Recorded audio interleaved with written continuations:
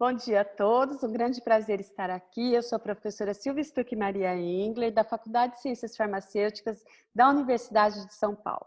Nosso laboratório trabalha há muitos anos com estruturas organotípicas, isto é,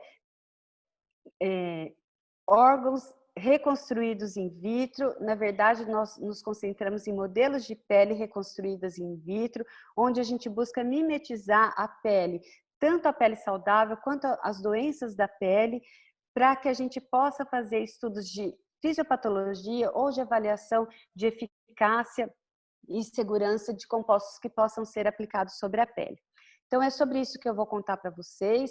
Eu vou apresentar essa estrutura aqui, eu vou discutir sobre a plasticidade celular, como que ela pode ser induzida a gerar essas culturas tridimensionais, e fazer essa provocação de células no plástico, né? Culturas organotípicas, o nosso modelo de pele, como a gente faz a variação desse modelo de pele, como, por exemplo, desenvolvimento de pele envelhecida ou doenças como melanoma, dermatite atópica e algumas conclusões e onde a gente quer chegar com os nossos estudos e qual o impacto disso. Muito bem, primeira coisa a se pensar é o que é a pele, né? A pele é o maior órgão do corpo humano, como vocês sabem, a nossa primeira frente, nossa primeira barreira, frente de proteção a agentes de natureza química, físico-biológica. Então, a pele ela é muito variável ao longo dos sítios anatômicos onde ela se apresenta, sendo que no rosto ela apresenta uma pele muito fininha, como aqui na região dos olhos, ou então na palma das mãos e nas solas dos pés, uma estrutura bem grossa. Essa variação dos sítios anatômicos, ela se dá quando a gente analisa a estrutura histológica, que é o que a gente está vendo aqui. Então, aqui as estruturas anatômicas, né? Eu estou mostrando aqui embaixo a região do dedão, né? Com as nossas impressões digitais. Aqui uma região bem fininha, que seria equivalente à pálpebra, e aqui com vários apêndices, que seriam os folículos pilosos, por exemplo. Então, tem diversas variações nessa estrutura anatômica, com mais ou menos apêndices, enfim, com maior ou menor extrato córneo, que é o que eu vou dizer agora para vocês.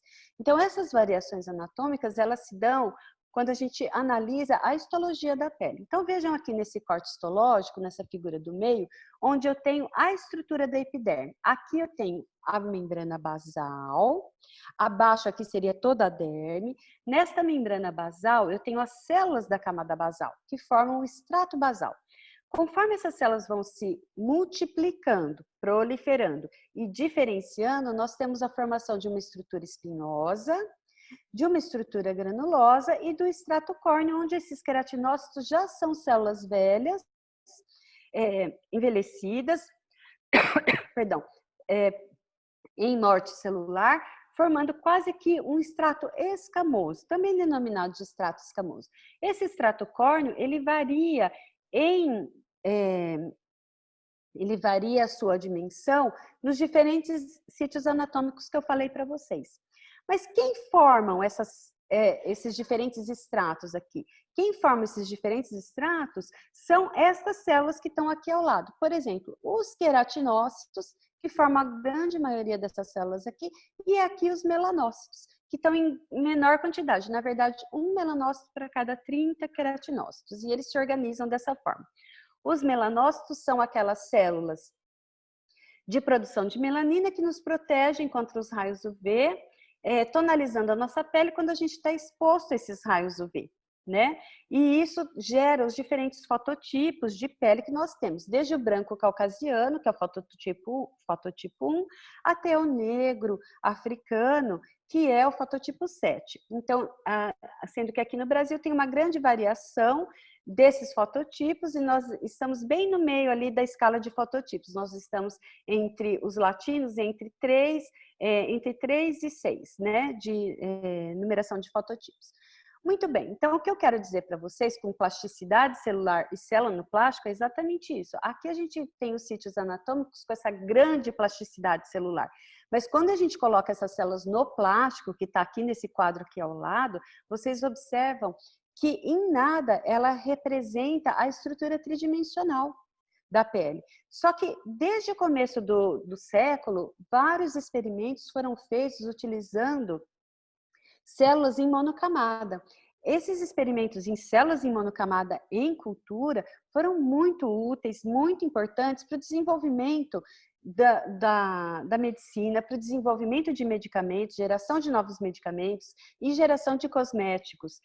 Mas elas não representam de fato a estrutura tridimensional. Então, quando nós temos um órgão complexo, como a pele, com diferentes estratos, aqui como vocês veem, é importante que a gente pode utilizar essas células em monocamada, mas também a gente tem que procurar representar a estrutura fisiológica dessa pele na sua estrutura tridimensional. Então, o que nós fazemos? Nós recebemos a pele de paciente, doador, do Hospital Universitário lá da USP, de diferentes sítios de localização do paciente. Na verdade, essa pele iria ser descartada, porque ela vem de cirurgias reparativas, ou cirurgias profiláticas, ou cirurgias plásticas, onde esse material, esse excesso de pele vai ser retirado e descartado. Então, o que nós fazemos? Nós recebemos essa estrutura de pele, esse fragmento, como eu mostro aqui, e submeto esse fragmento de pele a uma separação mecânica e a uma digestão enzimática bastante importante, onde eu consigo separar, como vocês veem aqui, a derme da epiderme. Então, eu separo a estrutura, o tecido epitelial e o tecido dérmico.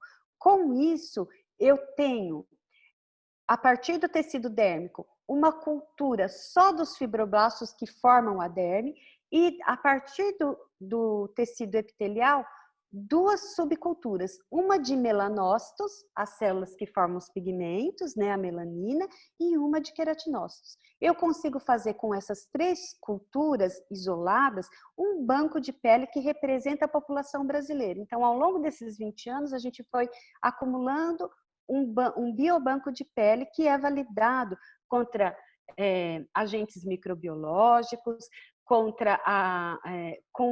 autenticidade celular. Então, a gente tem certeza do tipo de células que nós temos ali. Então, esse exemplo aqui abaixo, eu demonstro para vocês que a gente faz os testes moleculares adequados para ter certeza de que essas células armazenadas no nosso banco não apresentam contaminantes como, por exemplo, micoplasmas ou vírus presentes nessas células. Uma vez que nós temos esse banco validado, auditado, quanto à sua autenticidade e quanto à sua higienização, digamos assim, que não existe contaminantes, a gente tem um banco válido para ser utilizado a qualquer momento. Então, quando nós temos um projeto onde nós desejamos desenvolver a pele tridimensional, a gente descongela essas células desse banco, coloca essas células numa cultura em monocamada, mas aí remonta a pele. Então, é possível remontar a pele tridimensional, seja ela uma pele completa, contendo epiderme e derme, seja ela só a epiderme. Então, vou mostrar para vocês isso. Como a gente faz? A gente utiliza, então, uma estrutura dérmica, onde temos colágeno e fibroblasto. Sobre o colágeno e o fibroblasto, nós cultivamos os queratinócitos e os melanócitos. E ao final de um longo período de cultura, nós temos, então, a reorganização da epiderme em todos os seus estratos e da derme com os fibroblastos, numa estrutura muito semelhante à pele humana. Nesse caso aqui, nós temos o que a gente chama de pele completa, derme e epiderme. Mas a gente pode gerar também somente a epiderme, que é o que nós temos aqui nessa estrutura de baixo, onde vocês veem só células de queratinócito produzindo o extrato basal até o extrato córneo. Muito bem, a gente tem então, in vitro, uma estrutura semelhante à pele humana, que se apresenta dessa forma aqui na plaquinha de cultura. Na plaquinha de cultura, a gente está vendo a superfície da pele como se fosse a superfície do nosso braço, por exemplo. Nessa plaquinha aqui, então, eu consigo expor qualquer substância que eu queira testar, que pode ser um componente de uma formulação farmacêutica ou de uma formulação cosmética. Então, a partir disso, eu faço a exposição da pele a esses novos compostos e posso fazer uma avaliação de segurança e eficácia de um novo medicamento e, com isso, contribuir para a escala produtiva de um novo medicamento ou de um cosmético. Muito bem. No Brasil, não existia esses kits de pele humana. Esses kits de pele humana, eles são comerciais e os líderes de mercado são L'Oréal e Matec. Então, nós, no laboratório, na Universidade de São Paulo, fomos os pioneiros no Brasil ao desenvolver essa estrutura de epiderme reconstruída. Então, o que nós fizemos no nosso laboratório foi comparar, submeter o nosso modelo a uma comparação com os modelos validados de referência, como os modelos da L'Oréal e da Matec e até mesmo com a pele humana. O nosso protocolo aberto, que a gente chama de protocolo USP aberto de modelo de epiderme equivalente, apresentou parâmetros de qualidade similar aos métodos validados, com grande especificidade, grande sensibilidade e grande acurácia. Então, isso representou no Brasil a produção de um modelo nacional que pode contribuir, inclusive, para a iniciativa, para a independência da indústria nacional. Isto é, sem precisar importar esses modelos que, na verdade, são muito difíceis de serem importados porque ficam presos na alfândega e não conseguem atingir o mercado brasileiro. Dessa forma, a gente passou a contribuir de forma bastante intensa para a indústria nacional. Nós temos todos esses dados publicados que podem ser avaliados aqui nesse paper que eu mostro para vocês. Muito bem. Então, através desses modelos de pele, a gente está contribuindo, de pele humana in vitro, a gente está contribuindo para o desenvolvimento dos métodos alternativos à experimentação animal, contribuindo, inclusive, para o refinamento, para a redução e a substituição desses testes em animais. De fato, todos os modelos são muito importantes e devem ser considerados, mas nós compreendemos que quando a gente trabalha com modelos mais parecidos com os humanos, a gente trabalha num contexto humano, a gente gera respostas mais fiéis à fisiologia humana. Portanto, existe esse movimento iniciado na Europa na década de 2000, o Brasil na década muito mais recente, a nossa história, em 2014, tivemos o CONSEA e a proibição do uso de animais para cosméticos e a proposição a proposição de 22 métodos alternativos à experimentação animal, do CONSEA e da RENAMA, da Rede Nacional de Métodos Alternativos, e o Brasil, então, passou a participar desse status mundial de não se utilizar mais animais, principalmente voltado para cosméticos. Então, com isso, com o modelo de pele disponível, nós podemos, então, viabilizar a substituição desse teste de Draize, que é o teste mais associado à crueldade, né, do uso de animais, para testes de cosméticos. E esse é um método internacionalmente validado, reconhecido como mais preditivo às respostas humanas, que faz o uso dessas estruturas de epiderme reconstruída. Então, no Brasil, novamente, a gente tem essas barreiras alfandegárias e de importação e nós não tínhamos, então, esses kits nacionais e nossa intenção, como membro da RENAMA, foi produzir esses kits de pele de epiderme reconstruída no Brasil de forma muito semelhante aos kits validados de referência. Muito bem. Então, para que servem esses kits? Servem justamente para que façamos os testes de segurança e eficácia que eu mencionei para vocês. Por exemplo, aqui eu trago um teste onde nós fizemos a avaliação de uma molécula que faz parte do corante de cabelo, junto com a água oxigenada. Então, aqui a epiderme não tratada, aqui a epiderme tratada com o corante de cabelo, com o peróxido de hidrogênio, mostrando aqui já uma grande degradação das camadas da epiderme. Mas aqui, quando nós utilizamos um corante específico para detectar se havia morte celular, nós tínhamos aqui, então, a resposta de morte celular, muito diferentemente aqui, ó, tudo em azul e aqui em verde, mostrando que o corante de cabelo e mais o peróxido induz, de fato, uma morte celular. Entretanto, quando fizemos o experimento utilizando o corante de cabelo, o peróxido e o resorcinol, que significa mistura completa que é aplicada no cabelo ou em qualquer região do corpo onde se queira tingir os pelos, nós temos uma grande quantidade de células em morte celular, como vocês podem ver, em processo de morte, como vocês podem ver aqui em verde comparado com o controle, que está tudo em azul. Então, esse experimento aqui, na verdade, representa um experimento de segurança, avaliação de segurança de um novo produto, tá? No caso aqui, os corantes de cabelo.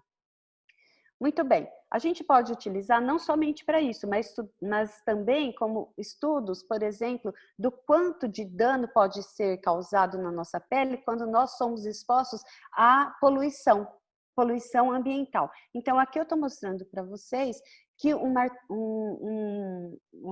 material particulado de 10 micrômetros foi utilizado na nossa pele in vitro para avaliar o quanto isso gera de alteração na nossa estrutura epidérmica. Então, como vocês sabem, o material particulado dos poluentes ambientais, eles apresentam diversas partículas, as menores podem ser inspiradas, levadas até o pulmão, gerar processos inflamatórios e até alguns casos de câncer de pulmão, dependendo da frequência dessa exposição.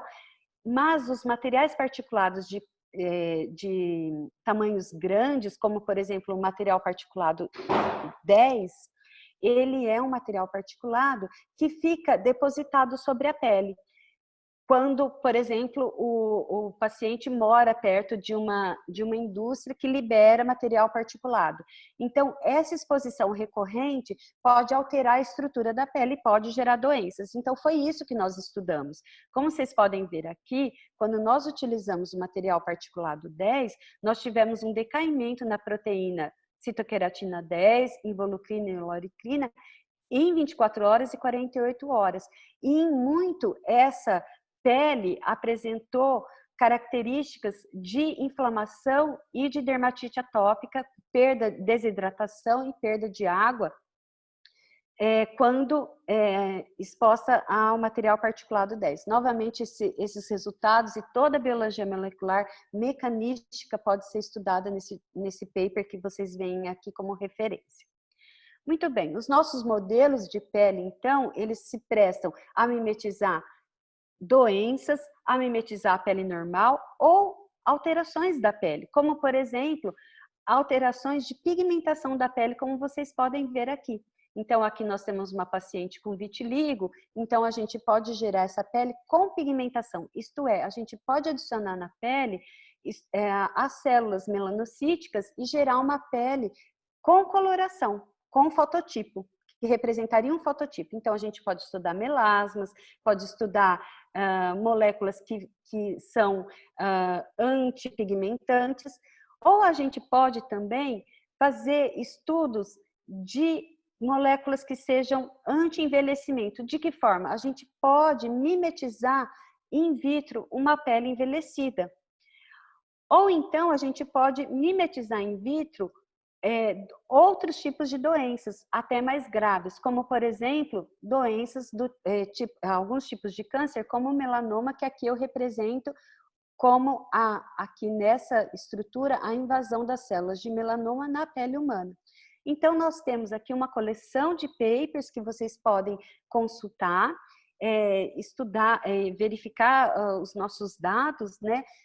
Onde a gente apresenta modelos que vão desde a exposição a corantes, águas termais, poluição ambiental, filtros solares, a gente mimetiza a pele diabética, o envelhecimento, o câncer cervical e o melanoma invasor. Todos esses são linhas de pesquisa do nosso laboratório lá na Faculdade de Ciências Farmacêuticas.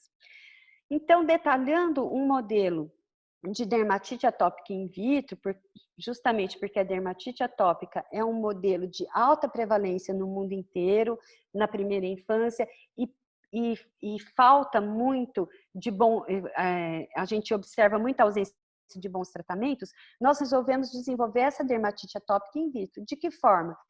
Fazendo uma depressão de colesterol e, com isso, uma desorganização principalmente da camada córnea, do extrato córneo.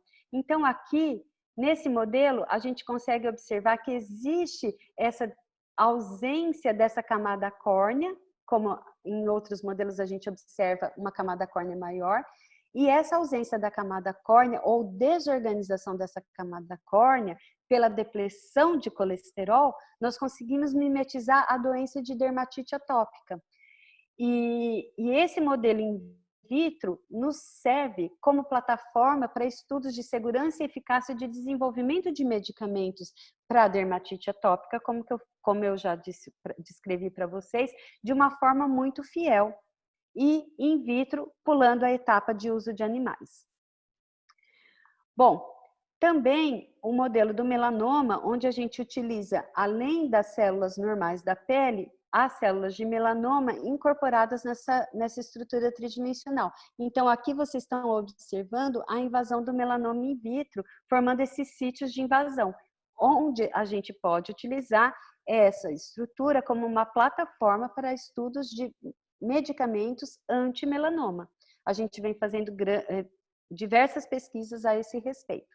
Eu gostaria apenas aqui de apresentar um modelo onde nós utilizamos uma molécula que é um catecol, onde nós fizemos um estudo muito longo no nosso laboratório. Aqui nós temos a pele contendo melanoma invasor, onde vocês veem os sítios de invasão, e aqui esse catecol em diferentes concentrações, seja ele de 10 micromolar ou de 30 micromolar. Em 10 micromolar, então, a gente observa a diminuição do sítio invasor e em 30 micromolar a gente já nem vê mais o melanoma invasor, demonstrando que, novamente, que essa é uma plataforma para estudos de moléculas que possam, no futuro, ser incorporadas em formulações ou em medicamentos antitumorais, ok? Mais recentemente, a gente vem trabalhando com o escalonamento da produção de pele in vitro. Esse é um projeto da Natura, para o qual eu contribuo. A líder desse projeto é a doutora Juliana Lago e a responsável técnica é a Ana Luísa Milás, que vai apresentar uma palestra aqui também. Aqui, nesse videozinho, que eu vou apresentar de novo para vocês, a gente utiliza uma biotinta. Essa biotinta, vocês estão vendo ali, Cell Link Bioink. Então, essa biotinta é o colágeno complexado com o fibroblasto e, posteriormente, sobre essa estrutura, a gente também faz a adição dos queratinócitos e, com isso, a gente consegue gerar a estrutura tridimensional e de forma escalonada, muito mais rápida e de forma mais eficiente, gerando um maior número de peles in vitro. Então, esse é com esse filminho aqui, eu apresento para vocês essa colaboração entre universidade e indústria na produção de pele in vitro através de bioimpressoras. O futuro desses trabalhos, vocês já sabem que já não é, na verdade, o futuro, mas já é uma realidade. A produção, por exemplo, de carne in vitro, né? Então, mostrando para vocês aqui que é possível retirar um fragmento de músculo de animais, colocar esses fragmentos de tecido em bioreatores, gerar grandes volumes de células e, com isso, fazer saborizar esses tecidos in vitro e, com isso, gerar carnes, por exemplo, salsichas ou então hambúrgueres, e isso já é uma realidade. Então, isso é a representação, acho que mais icônica, né, digamos, da bioengenharia, que vem sendo utilizada já atualmente. É um grande comércio, um comércio muito rentável, mais do que ter sabor, uma discussão de ter sabor ou não ter sabor, é o desenvolvimento tecnológico que está por trás dessa iniciativa aqui que eu estou mostrando para vocês. Então, ao final, o que eu quero mostrar para vocês e deixar como mensagem é de que as células em monocamada representam muito pouco a estrutura do órgão, seja qualquer órgão, a gente pode mimetizar glândulas mamárias, a gente pode mimetizar células das ilhotas pancreáticas, o pâncreas endócrino in vitro, a gente pode mimetizar músculo, pode mimetizar, enfim, vasos, a gente tem uma grande gama de desenvolvimento de estruturas de órgãos in vitro ou somente de tecidos, e no caso da pele eu mostro para vocês que a gente vem evoluindo muito desde camadas de monocultura de células para culturas tridimensionais utilizando apenas uma célula, ou culturas full thickness, que a gente chama utilizando mais de 3 células, culturas full thickness utilizando células do sistema imune, por exemplo, comparando tudo isso com as células de explante, ou até mesmo gerando o que nós consideramos, o que nós chamamos atualmente de órgãos in chip, onde em pequenas escalas de cultura celular nós adicionamos células da pele, células do sistema imune, células, por exemplo, do sistema digestório, e conseguimos fazer uma comunicação fechada e com isso ter outras informações que antes nós não tínhamos, agora numa plataforma em miniatura de cocultura de órgãos. Então, com isso, a minha mensagem aqui é que a gente faz com essa elevação da biologia dessas culturas, com a complexidade dessas culturas in vitro, a gente consegue gerar uma maior relevância no desenvolvimento de novos medicamentos e de cosméticos, conseguindo, portanto, in vitro simular doença ou a pele saudável. Lembrando, é preciso deixar bem claro aqui que todos os modelos são muito importantes, o modelo murino é muito importante, a gente não pode prescindir do uso do modelo murino no desenvolvimento do medicamento, mas a gente pode cada vez mais utilizar menos animais e utilizar plataformas mais complexas e mais semelhantes a estruturas e órgãos humanos. Com isso, nós estamos muito próximos de empresas como essas que estão aqui, ou então a gente dá suporte para startups, o que nos honra muito, né, ter essa comunicação com empresas e com os jovens das startups. E eu não poderia fazer todo esse trabalho grande, muito produtivo ao longo desses últimos anos, sem essa equipe fantástica, essa é a equipe mais jovem do laboratório, e sem a estrutura da Universidade de São Paulo e da Faculdade de Ciências Farmacêuticas, a qual eu pertenço, e o Departamento de Análises Clínicas e Toxicológicas. Também não posso deixar de agradecer aos membros que passaram pela equipe, que já não estão mais atualmente, mas que contribuíram grandemente para a evolução dos modelos no nosso laboratório. Também não posso deixar de agradecer a todos os estudantes, todos os colaboradores, são mais de 70 estudantes que passaram pelo laboratório, todos os grandes colaboradores nacionais e mundiais, e aos órgãos de fomento e aos hospitais que trabalham conosco. Com isso, eu agradeço muito essa possibilidade de apresentar os nossos trabalhos, estamos abertos para as discussões e também temos vagas aos jovens talentos, aos alunos que tenham interesse em trabalhar com desenvolvimento de culturas organotípicas, testes toxicológicos de segurança e eficácia em pele equivalente. Muito obrigada.